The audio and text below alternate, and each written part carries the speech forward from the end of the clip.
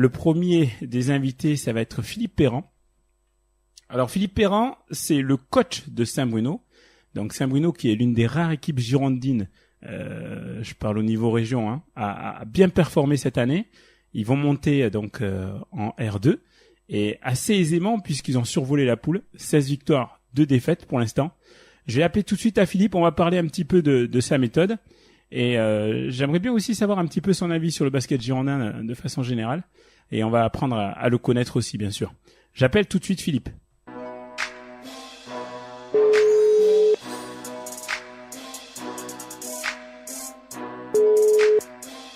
Allô? Philippe?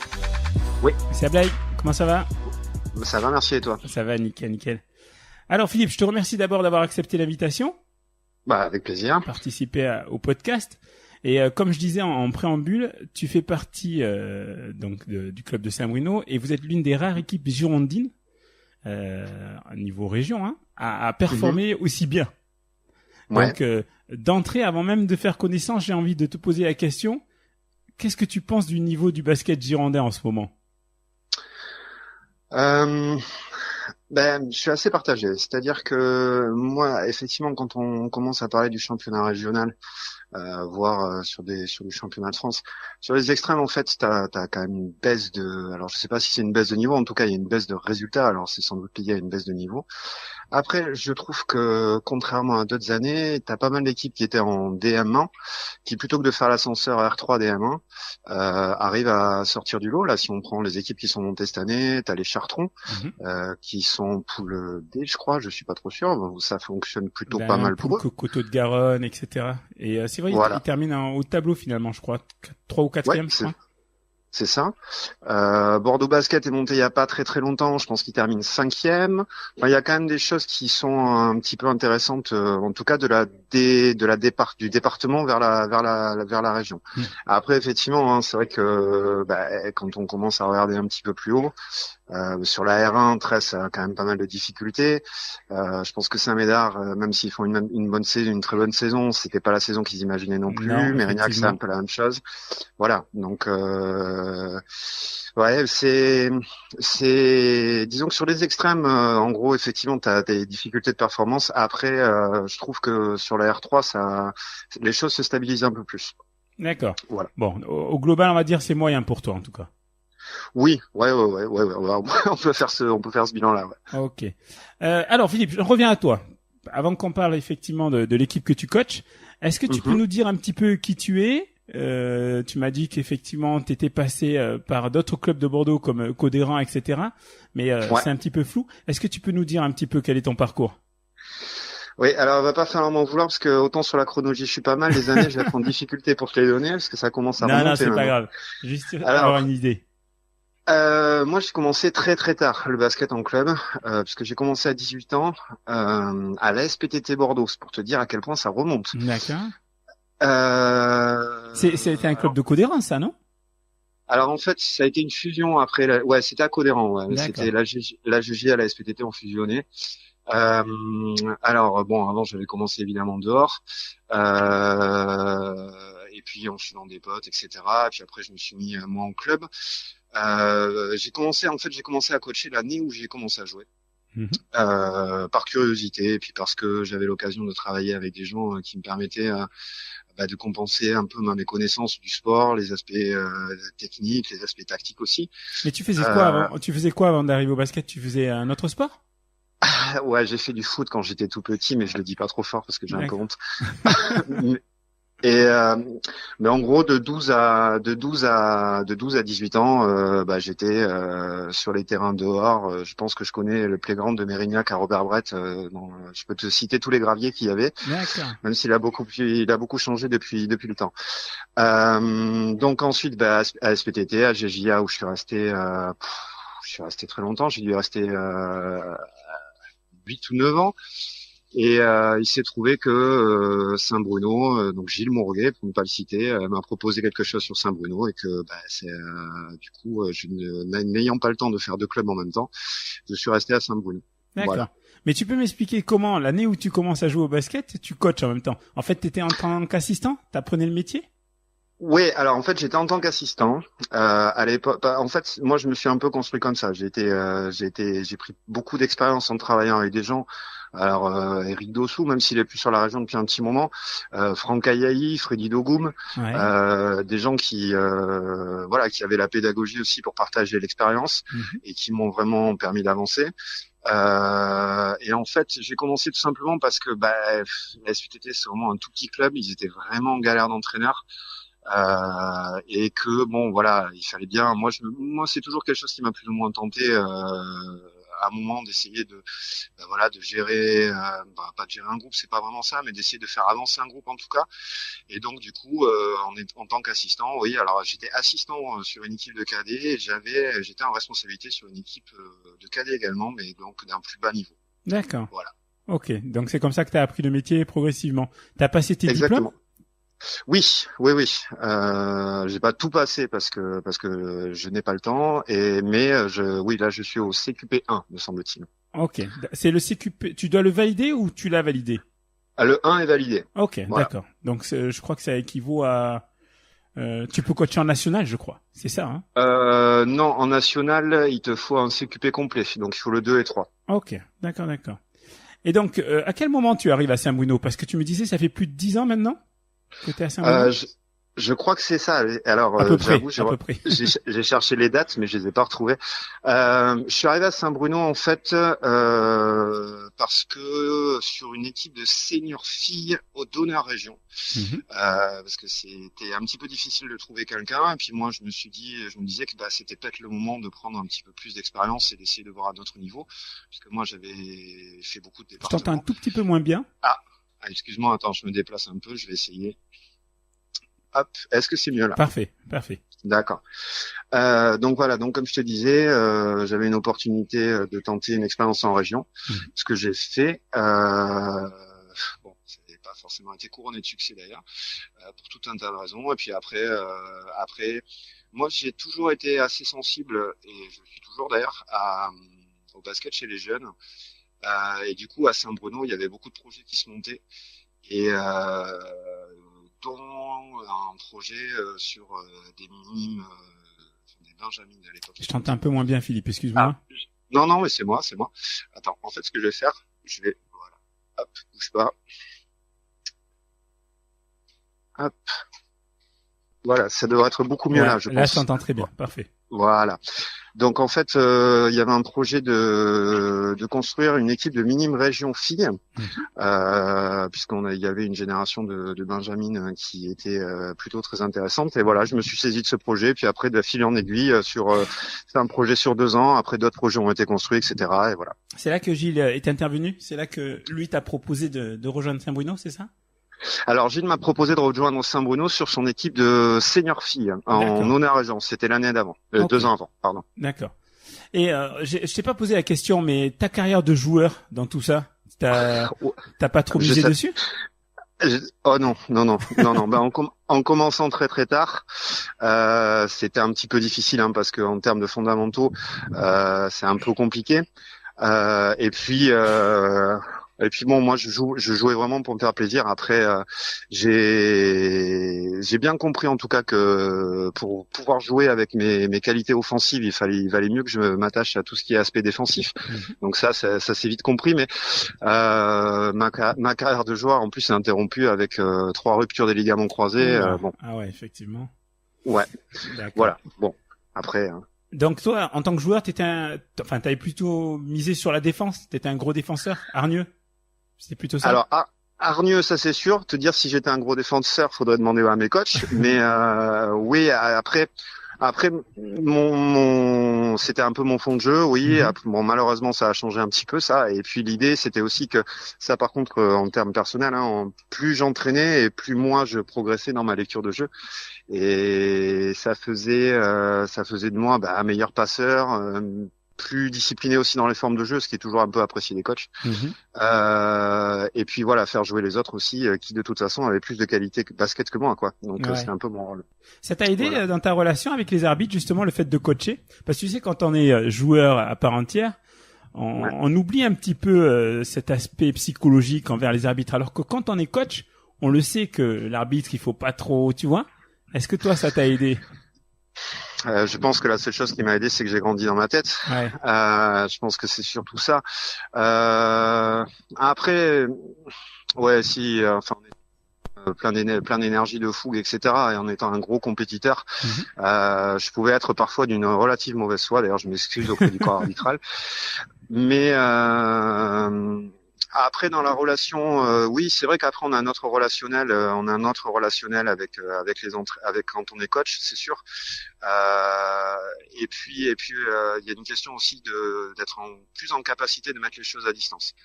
Pas de vivre juste sur l'instant présent, les émotions, etc. Parce que ça dessert nécessairement ton groupe quand tu es en gestion sur le groupe. Et alors que quand t'es joueur, t'es sur l'adrénaline, t'es sur l'influx systématique, c'est un permanent, quoi. Et donc c'est un petit peu difficile. D'accord. Toi qui nous dis que t'étais un joueur hargneux, ouais. Est-ce que du coup, quand tu coaches aujourd'hui, est-ce que c'est quelque chose que tu exiges de la part de tes joueurs, cette hargne, cette volonté? J'ai un petit peu de chance là sur mon groupe, c'est-à-dire qu'effectivement c'est quelque chose qui me semble moi la notion de duel, c'est Bergeau qui a expliqué que le basket c'est 5 fois du 1 contre 1. Bon, pas que, parce que je fais très vite, je rapporte très vite ces propos. Et effectivement, il y a toujours la notion de duel dans le basket. C'est le sport par excellence d'ailleurs, le sport collectif par excellence à ce niveau-là. Et effectivement, que ce soit duel offensif ou défensif, je demande effectivement à mes joueurs que ils soient en maximum d'intensité, quoi. D'accord. Ça c'est une des conditions pour faire partie de ton groupe et puis apporter un maximum, quoi. Oui. Après, fort heureusement, on tombe avec des joueurs qui sont nécessairement des compétiteurs. Donc c'est un message qui s'esquisse assez vite. D'accord. Juste pour que je puisse comprendre, pardon, ta vision du coaching, est-ce que tu peux essayer de nous expliquer quelle est pour toi la notion de discipline dans le basket au sein d'un collectif? T'as 1 heure devant toi ou pas? J'ai 30 secondes. Ah ou alors non, je plaisante, vas-y, prends le temps. Explique-nous. Il y a plusieurs niveaux de réponse à la question que tu me poses, qui est d'ailleurs une bonne question pour le coup.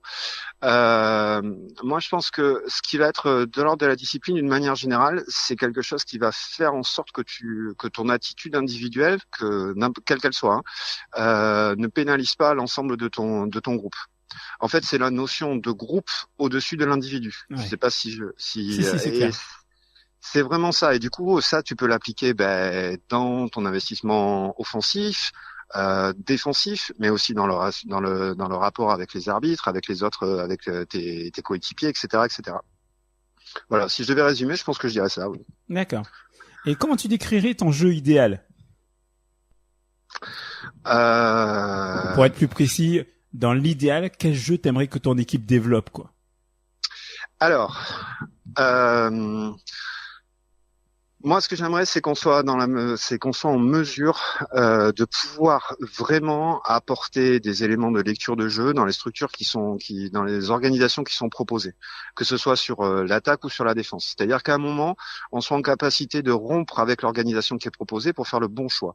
En fait, mon équipe, une équipe idéale, si tu veux, c'est une équipe qui développerait nécessairement son QI basket au-delà d'aspects fondamentaux, du tir, de l'adresse, etc.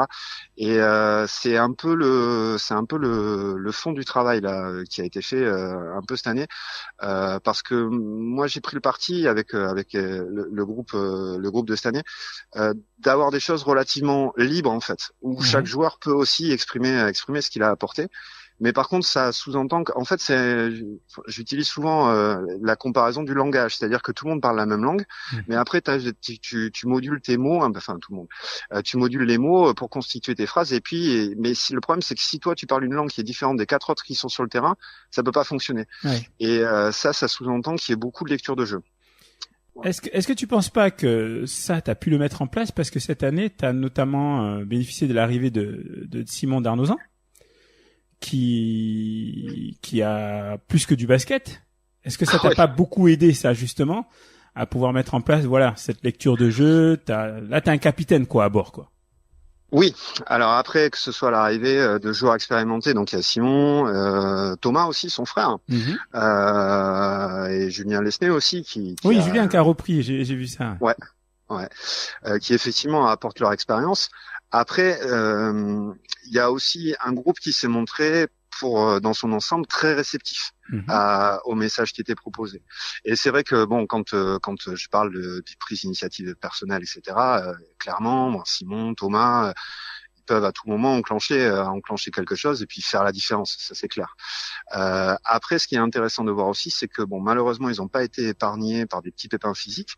C'est que l'équipe a su se comporter aussi tout à fait, de manière tout à fait intéressante en leur absence. Après, ils apportent un capital confiance, une expérience, une connaissance du basket, et puis c'est sûr que quand ils ont quelque chose à dire et quand ils expliquent quelque chose, les joueurs sont hyper attentifs. Donc ça, c'est un élément important.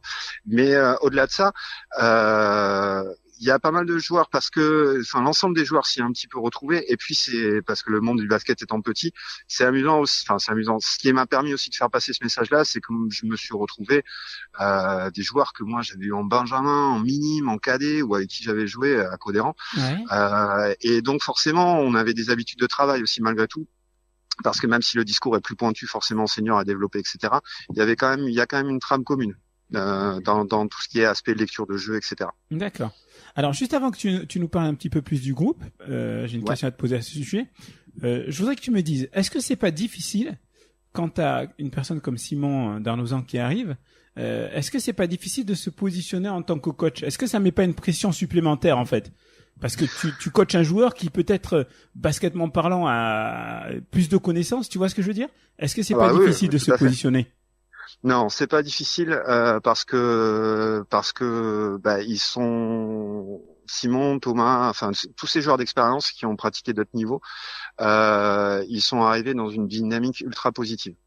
Donc en fait, le projet de jeu, quand on a eu des contacts, il était plus ou moins clair dans ma tête, mis à part quelques petites adaptations, etc. Et donc en fait, c'était à eux aussi de faire le choix. Moi, ça m'intéresse, je pars. Ça m'intéresse pas, on va proposer autre chose. On va se proposer ailleurs. Et en fait, c'est plus dans la collaboration. De toute façon, enfin. D'une manière générale, le relationnel avec mes joueurs, c'est ça. Enfin, je pratique pas. Après, peut-être que eux vont mourir de rire en m'entendant dire ça, mais je suis pas sur une forme d'autoritarisme. À un moment aussi, c'est eux qui ont les responsabilités. Tu sais, un entraîneur, c'est juste un réducteur d'incertitude. Ouais. Et c'est eux qui ont la responsabilité des décisions qu'ils prennent sur le terrain. Moi, mon travail, c'est de leur expliquer, d'arriver à leur montrer pourquoi est-ce que c'était pas la bonne décision et qu'est-ce qu'il y a de mieux à faire. Et pourquoi. Et à partir de là, Simon et Thomas, voilà, ils sont, puis parce qu'ils ont leur réflexion aussi qui est propre là-dessus, ils sont tout à fait en capacité de relayer aussi ce discours-là. D'accord. J'aime bien ton expression réducteur d'incertitude. C'est sympa ça.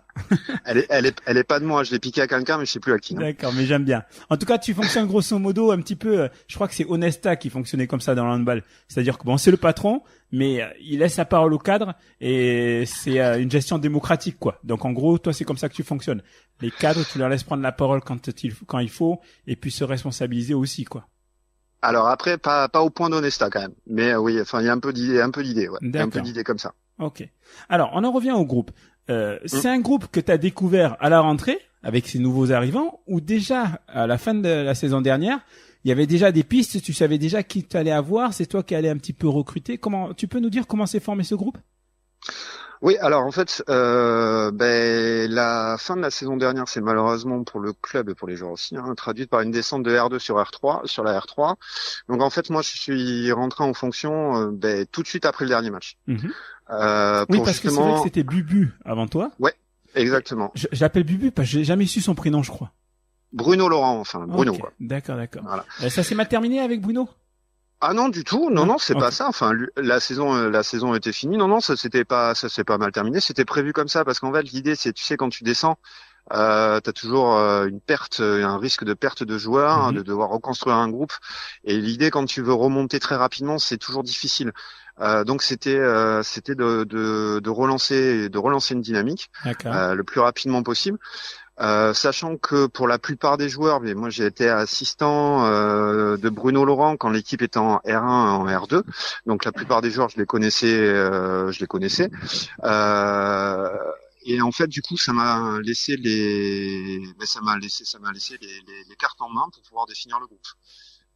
Après, On a eu la chance aussi de récupérer des joueurs qui venaient de Blaye, qui ont pu compléter l'effectif, puisqu'on a eu quelques départs quand même, on a enregistré quelques départs. Et l'arrivée de Simon et Thomas s'est faite, elle, un petit peu plus tard. D'accord. Mais déjà, les joueurs de Blaye, tu savais que tu allais les avoir avant la fin de saison, enfin à l'intersaison? Ah oui. Okay. Bah, c'est-à-dire que tu pars en vacances, tu essaies d'avoir bouclé ton effectif, quoi. D'accord, ok, d'accord, parfait. Donc toi, t'es arrivé, tu savais sur quoi t'allais travailler plus ou moins dès le début de saison, quoi. Oui, c'est ça. Okay. Mais je vais même être honnête avec toi, j'avais commencé à travailler au mois de mai de l'année dernière pour la saison de cette année. Ok, parfait, ça vous a permis de bien vous préparer, quoi. On a essayé. Ok. Donc là, je disais avant de t'avoir en ligne que vous cartonnez cette saison, hein, et vous êtes à 2 défaites pour l'instant seulement. Ouais, c'est ça. 2 défaites, 16 victoires. Et j'ai regardé les scores. Il y a des tolls parfois, c'est plus 20, plus 30. Est-ce que tu peux nous expliquer la raison du succès? La raison du succès, c'est que d'abord à Saint-Bruno, il y a toujours une grosse identité défensive. Donc il y avait quand même des choses qui étaient en place par rapport à tout ça, donc en termes de volonté, d'intensité. Donc ça nous a permis de nous focaliser un petit peu sur notre secteur offensif qui a toujours été une difficulté sur cette équipe de seniors, et donc de pouvoir faire passer les messages, d'avoir pas mal aussi de matchs de prépa pour pouvoir et de situations de préparation pour pouvoir affiner. Et du coup d'être vite prêt. L'avantage aussi, c'est que on a un groupe étoffé parce qu'il est élargi. Tous les postes sont doublés. On a un banc qui fait quand tu rentres dans tes rotations, t'as pas de perte ni d'intensité ni de qualité par rapport à ce qui est. Ah oui, par rapport à beaucoup d'autres équipes, ce qui fait que, oui, effectivement. Alors après, j'ai horreur de dire ça, mais effectivement, ouais, on donne l'impression d'être au-dessus. Après, c'est du travail, hein. Il faut rendre hommage à ça, c'est-à-dire que les joueurs ont vraiment. Enfin, moi, j'ai trouvé un groupe très très réceptif, vraiment, avec une vraie volonté d'avancer, tout le monde dans le bon sens. Et puis quand il y a des petites corrections à faire parce que voilà, c'est normal, hein, ça fait partie de la vie d'un groupe. Voilà, ça évolue toujours dans le bon sens, quoi. J'ai trouvé ça intéressant que tu dises que dans le passé que c'était presque identitaire. Saint-Bruno a toujours eu du mal offensivement. Donc toi, t'es arrivé en sachant ça, puisque ça fait un moment que t'es dans le club en tant qu'assistant. Qu'est-ce que cette année t'as essayé de mettre en place justement pour rompre cette dynamique? Paradoxalement, moi, mon idée, c'était de partir sur des choses très simples, justement pour permettre d'avoir un maximum d'initiatives, pour permettre aux joueurs et puis d'être clair aussi sur les points forts.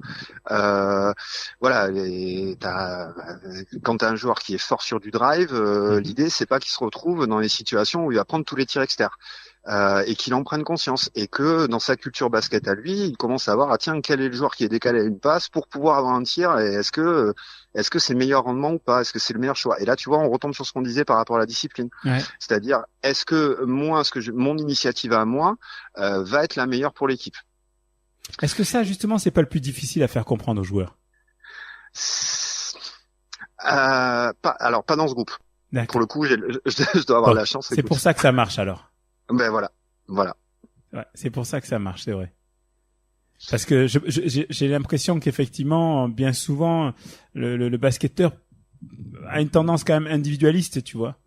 Et parfois, c'est difficile de lui faire comprendre que ce qui est positif pour lui ne l'est pas forcément toujours pour le groupe. T'as des joueurs assez jeunes quand même, à côté de ceux que tu m'as cités? Oui, après j'ai des joueurs assez jeunes, ouais. Enfin après j'en ai quand même qui arrivent sur leurs 30 ans, hein, voire même un petit peu plus. Mais après ce qui est dans la difficulté d'une saison compliquée, c'est que quand tu arrives après une saison compliquée, quand tu arrives avec les joueurs sont beaucoup plus attentifs parce que ils sentent aussi que c'est pour leur bien, et puis que finalement on voit que, alors par séquence, parce qu'on est aussi capable d'être particulièrement brouillon, mais on voit bien que des fois on arrive à avoir des très très bonnes situations où tu peux attaquer une zone et tu te retrouves avec 2 points sous le cercle et la balle a pas touché le sol, quoi. Ouais. Donc il y a quand même des choses qui peuvent être intéressantes. Et c'est même un petit peu le piège, quoi. C'est-à-dire que des fois on fait un peu comme Barcelone, c'est-à-dire qu'il faut pousser le ballon dans le but, quoi. Et des fois justement on se dit ah oui mais là c'est une trop grosse prise de risque ce tir extérieur, donc je vais le refuser et on va travailler plus longtemps, sauf que du coup après c'est compliqué. D'accord. Et ce qui a aidé par rapport à ça, c'est qu'effectivement quand tu as un joueur comme Simon, inconsciemment tu sais que bon voilà, si l'arbitre annonce la fin de la possession, t'es à 8, bon voilà, il va pouvoir se passer quelque chose. Et ce qu'il y a de bien aussi, c'est que les autres ont pris le pas par rapport à ça. C'est-à-dire qu'ils ont suivi son exemple là-dessus. Ok. Bon, c'est génial, vous avez des problèmes de riches, quoi. La balle circule trop. Ça arrive des fois, ouais, ça arrive des fois. Après, faut pas être prétentieux non plus, tu vois, mais ça arrive des fois. Ça peut arriver, ok. Je voulais te poser une question par rapport à la formation à Saint-Bruno. Saint-Bruno, vous avez toujours quand même réussi à former des bons petits jeunes. Est-ce que c'est encore le cas cette année? Est-ce qu'au niveau junior, cadet, vous avez des bons petits jeunes que peut-être déjà tu commences à regarder et peut-être que tu as déjà commencé d'ailleurs à en intégrer certains dans tes entraînements ou dans les matchs? Alors, cette année pour l'instant, on récolte un peu les fruits là sur la formation, puisque sur Saint-Bruno on a 3 équipes en région, en jeunes, donc les U13, les U15 et les U17 garçons. Et effectivement, l'idée c'est de pouvoir travailler alors avec un maximum de joueurs issus du club. Là, l'idée, c'est que on essaye vraiment d'établir une base de travail, de travail commune sur les différentes catégories de jeunes et de seniors d'ailleurs aussi, pour pouvoir permettre des transitions plus simples. Et ce qui permet effectivement à des U17 de venir intégrer les entraînements. Après, ça s'est beaucoup fait en début, milieu de saison. Après, il y a forcément un petit peu de casse à la fin de la saison. Ouais. Donc il est un petit peu moins présent, mais il n'empêche que voilà, l'idée c'est effectivement de faire tendre les catégories de jeunes vers l'équipe senior pour leur montrer que à Saint-Bruno on peut proposer éventuellement un projet pour eux en tout cas. Enfin on peut leur proposer quelque chose. D'accord. Et l'idée donc c'est d'harmoniser un petit peu les pratiques. Alors pas évidemment tout n'est pas identique, hein, mais de retrouver des principes. Des principes fondateurs entre U13, U15 et U17. D'accord, un peu comme le Barça au foot, quoi. Alors là, je te fais confiance parce que bon, t'as vraiment abandonné le foot depuis. Ah ouais, okay, ouais. C'est ce qu'ils font en fait. Hein. Si j'ai bien compris, parce que je suis pas un grand footeux, mais c'est pareil. Effectivement, ils essaient d'inculquer les mêmes systèmes de jeu chez les jeunes pour qu'ensuite ils puissent les retrouver chez les plus vieux. Et je voulais te demander, est-ce que c'est un souhait de la présidence, du bureau, que justement de voir ces jeunes rester au club et intégrer progressivement cette équipe première? Est-ce qu'on te pousse toi à essayer justement de permettre cette passerelle? On me pousse pas particulièrement. Mais par contre, moi je travaille beaucoup en collaboration avec les entraîneurs des équipes de jeunes, et pour que leurs actions aient un sens, et aussi parce que ça nous est arrivé souvent. De nous rendre compte que on n'avait pas forcément des équipes à proposer à des joueurs ou à des joueuses à l'époque qui leur permettaient de s'exprimer à leur véritable niveau. Et l'idée c'est le credo de la maison de quartier, c'est une pratique donc liée au loisir quand même, mais au plus haut niveau possible. Donc l'idée c'est de tirer vers le plus haut niveau possible et de permettre aux jeunes de gravir les échelons, mais sans oublier, c'est les structures pyramidales, c'est-à-dire que c'est bien de pouvoir avancer à un gros niveau, mais il faut pouvoir aussi proposer à d'autres qui joueront à un autre niveau. D'accord. Et on essaie de vraiment travailler là-dessus. Et pour l'instant, je touche du bois, ça a l'air de fonctionner à peu près. Ok.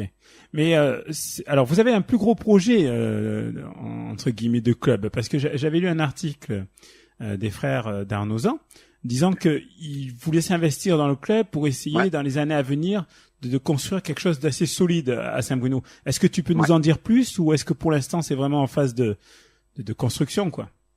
Ah là c'est vraiment en phase de construction.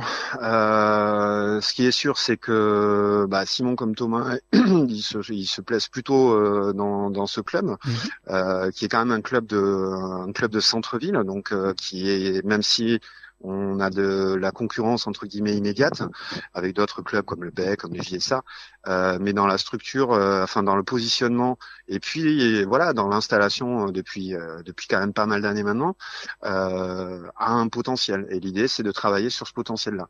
Après, ça veut dire que ces constructions, cette idée-là, elle passe par une locomotive, donc à vrai dire l'équipe 1, et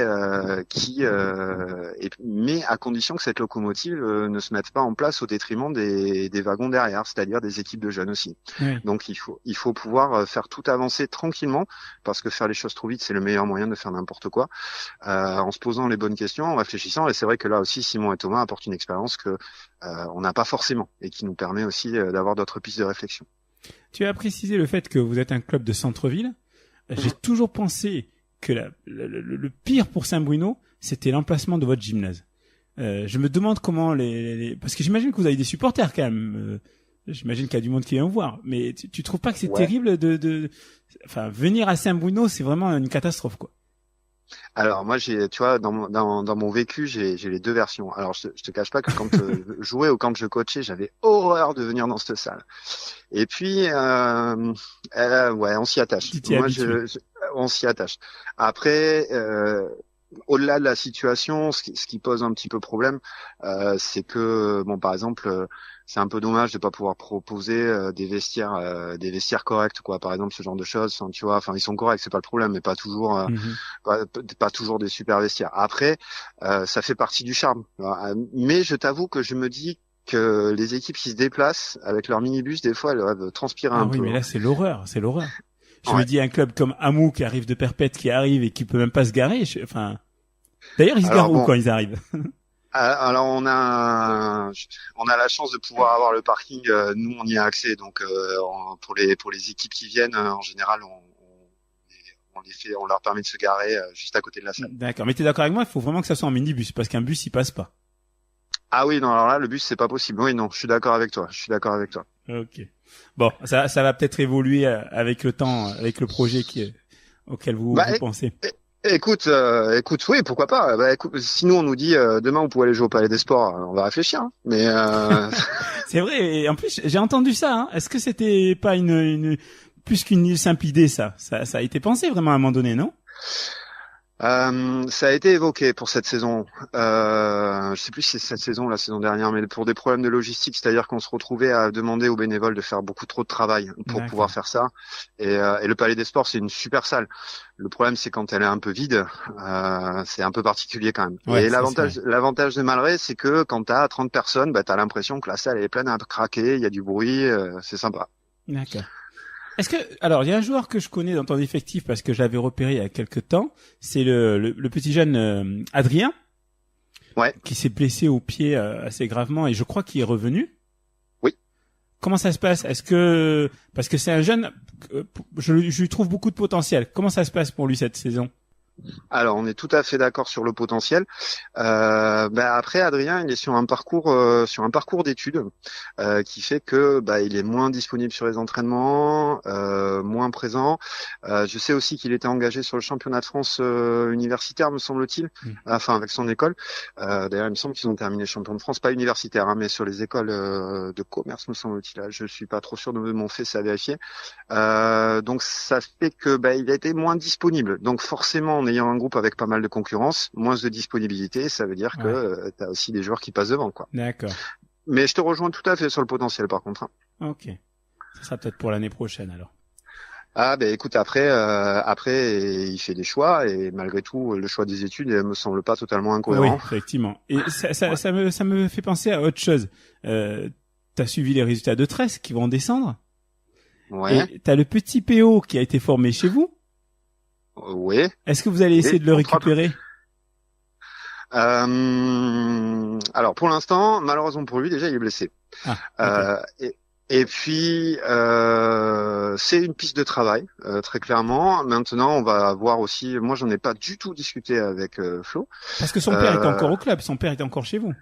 Ouais, son père est encore au club. Après, il est libre. Hein, oui, il est indépendant, tout à fait. Après c'est à Flo aussi de voir et de lui proposer éventuellement le projet et voir éventuellement est-ce que lui se sent motivé par ce projet-là ou pas, hein.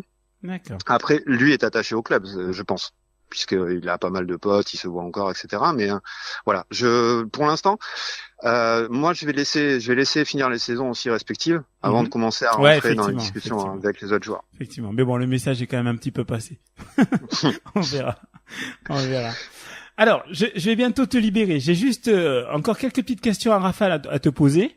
Tu réponds assez rapidement. Ça va nous permettre un petit peu de parler de ton effectif plus précisément. Ok? Ok. Alors, temps mort, il reste 4 secondes. Ton équipe est menée de 3 points et tu dois désigner le mec pour prendre le shoot. Qui tu désignes et pourquoi? Bah, si je te dis Simon, ça va? Bah, ça me paraît évident. Est-ce que j'ai vraiment besoin d'expliquer pourquoi? Alors, tu vas peut-être le dire parce que tout le monde ne connaît peut-être pas Simon. Si tu peux en dire 2 mots.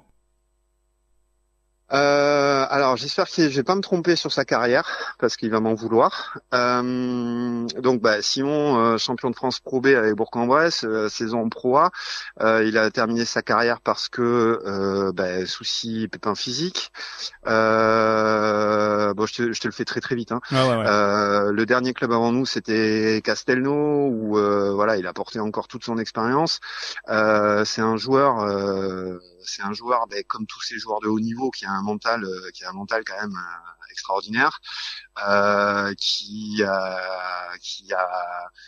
c'est pas très élégant comme expression, mais qui a quand même l'âme d'un tueur aussi, qui est très perfectionniste et très exigeant avec lui et avec les autres. Je pense que c'est pas mal là déjà. Ouais, c'est pas mal. Je pense que ceux qui ne le connaissent pas là, ils se sont fait une bonne idée. On comprend pourquoi tu le choisis pour le shoot. À l'entraînement, t'es en train de donner tes consignes et t'entends rire derrière toi. 9 fois sur 10, de qui il s'agit? Faut vraiment que je balance un nom, tant pis. Antoine Zorel. Tu vas te faire des ennemis là à la fin des questions. Ouais, c'est pas grave, c'est ce que j'en pense, je crois. Pourquoi? C'est quelqu'un qui aime bien faire des blagues tout le temps? Non, c'est quelqu'un qui aime bien pas forcément être concentré tout le temps. Par contre, voilà. Mais et comment tu le prends toi généralement? Avec humour ou tu te fâches?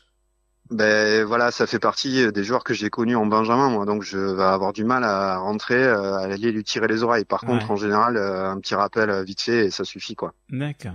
Ok. Voilà. Alors là, on est pendant un match. T'entends un coup de sifflet et il y a un joueur qui râlait après l'arbitre qui vient de prendre une technique. T'as pas vu l'action et tu te retournes. Tu penses que qui a pris la technique? J'en ai tellement. T'as beaucoup de râleurs. Non, j'ai des râleurs, mais pas des râleurs gentils, ça va encore. Celui qui a plus de chance. Allez, l'autre Antoine. Ça va lui faire plaisir, ça aussi. D'accord. Et lui, c'est pareil, c'est un râleur? Enfin, un gentil râleur? Non, c'est un très gentil râleur. Après, je vais pas, mais il a été un peu victime là sur quelques situations d'arbitrage qui étaient pas. En fait, il est arrivé en faisant la petite goutte d'eau de trop et il a été sanctionné là-dessus. Voilà. Alors que franchement, c'était pas forcément le plus virulent sur le terrain. D'accord. Bon, là, ça va plus te concerner. Alors, il reste 3 secondes à jouer et vous êtes mené de 2 points, pardon. Vous mettez un super 3 points, mais derrière, l'arbitre le refuse parce qu'il a jugé qu'il y avait un 3 secondes imaginaire. Complètement imaginaire. Tu réagis comment, toi, en tant que coach? On parle bien de 3 secondes, hein? Ouais. On est d'accord. Ouais, 3 secondes complètement imaginaire. D'accord. Et vous perdez le match. Si je te pose la question, c'est juste parce que c'est pour savoir si je vais caler une réclamation ou pas. Mais sur un 3 secondes, c'est non rectifiable, donc ça n'est pas recevable. Comment je réagis? Je pense déjà que le truc principal, ça va être de maintenir mon groupe en tant que groupe, pas que ça parte pas dans tous les sens. Du coup, je aussi paradoxal que ça puisse paraître, je pense que je leur dis de me laisser en gestion sur la situation et après je vais en parler avec l'arbitre. Voilà. D'accord, en tout cas lui demander son point de vue en tout cas. Mais tu gardes ton sang-froid. T'es pas du style à vraiment péter les plombs. T'arrives à garder ton sang-froid. C'est-à-dire qu'en fait, si toi tu pètes les plombs, tout le monde va péter les plombs derrière. Ok, d'accord. Voilà. Mais après, quand je dis ça, il y a péter les plombs et puis s'agacer quand même. Tu vois, il y a quand même un dosage. D'accord. De là à péter les plombs, non. Ok. J'en ai plus que 2 et après je te laisse tranquille. Alors. Non, mais je t'en prie. L'intersaison va pas tarder à arriver. Ouais. Tu dois malheureusement quitter Saint-Bruno parce que ça s'est pas très bien passé au niveau de la présidence, la direction. Ils ont choisi de te faire partir. Vers quel club tu vas? Ah, j'en ai aucune idée. Je pense que si je dois partir de Saint-Bruno, c'est pour un club où il va y avoir un projet de jeune ou une équipe jeune, en tout cas sur un profil jeune qui va me brancher. D'accord, mais pas de club précis en tête en tout cas. Non, parce que j'ai pas de non, Okay. j'ai pas d'objectif précis par rapport à ça. Alors là, t'as le droit de répondre ou ne pas répondre parce qu'elle est un peu difficile cette question. Mais si tu dois amener une seule personne, un seul gars de ton effectif avec toi, qui tu emmènes? Ah, celle-là, elle est rude. Ah, elle est rude. Alors, pour faire quoi? Pour jouer, tu veux dire? Oui, pour jouer. Parce que tu sais, bien souvent, les coachs, ils partent, ils amènent un joueur avec eux, ou deux, ou trois. C'est vrai, oui, je l'ai fait d'ailleurs. En fait, je vais te dire, je ne peux pas répondre à cette question parce que tout va dépendre de l'équilibre du groupe que tu vas gérer après. D'accord. Voilà.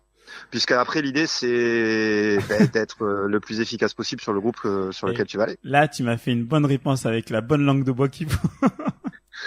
Ouais, t'as vu? Mais ça passe. Ouais, si tu l'avais pas dit, je suis sûr que ça passait tranquille. Mais ça passe en tout cas. Bon, ok. Mais voilà, Philippe, je t'ai embêté un petit peu, mais c'était vraiment très intéressant. Non, mais c'était avec plaisir. Donc, félicitations encore pour vos très très bons résultats. Et, merci. Et puis bon, il reste 2 matchs, mais bon, c'est largement fait parce que je crois que vous êtes maintenu depuis maintenant. Enfin, vous êtes, ça fait 5 matchs, quelque chose comme ça, que votre montée est assurée, quoi. Ouais, c'est depuis qu'on a reçu le box. Ouais, je crois que ça fait 5 matchs. Mais bon, là, l'idée, c'est qu'on va essayer de faire en sorte que la saison se termine le plus tard possible. Hein. Déjà, okay.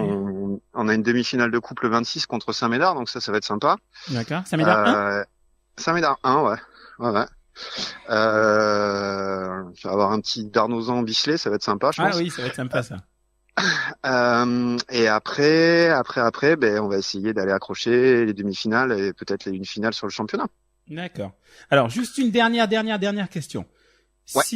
Si tu pouvais associer un seul mot à ta personne, ça serait lequel?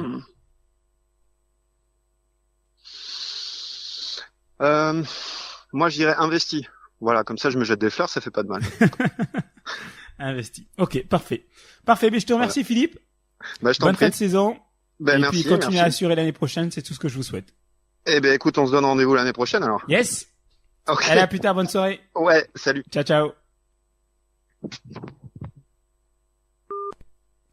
C'était intéressant. J'ai beaucoup apprécié, Philippe.